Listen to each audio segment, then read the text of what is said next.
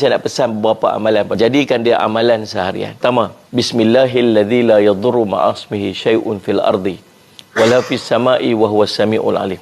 Baca 3 kali waktu pagi, 3 kali waktu petang. Yang ini macam insurance cover. So kita baca waktu pagi, ini dia cover untuk the whole day tu. Kita baca waktu petang tu, dia maksud kalau petang dalam kaedah kita ni, petang ni dikira melangkah masuk ke malam. So perbuatan selepas asar itu sama macam kita buat lepas maghrib. Nabi kata tidak akan ditimpa kemudaratan pada hari tersebut. So kalau dia nak tertimpa apa-apa musibah, Allah akan lupakan dia dengan amalan tu. Dia tak teringat nak baca. Maka takdirnya menjangkaui dia. Nombor 2, kata Nabi SAW, bila kita keluar pada rumah kita, kita baca Bismillahirrahmanirrahim, la haula wala quwwata illa billah. Waktu tu apa yang akan berlaku ialah, kata Nabi, akan ada satu suara yang berkata kepada dia, orang ini diberi petunjuk, diberi kecukupan dan dijaga. Lalu syaitan ni dia kata dekat kawan-kawan dia, jangan kacau orang ni. Macam mana kita nak kacau orang ni kalau dia dicukupkan, diberi petunjuk dan dijaga? Maka syaitan pun tak mampu untuk kacau dia.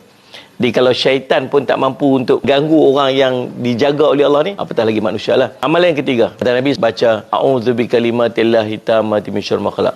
Yang ni baca pada waktu pagi dan petang. Ataupun yang ni dia spesifik, duduk pada satu tempat yang tak tahu apa benda yang tersembunyi kat dalam dia. Kita singgah mai, kadang-kadang ada musibah yang tersembunyi, kita tak tahu tempat tu. Allah akan selamatkan dia daripada musibah yang tersembunyi di tempat tersebut.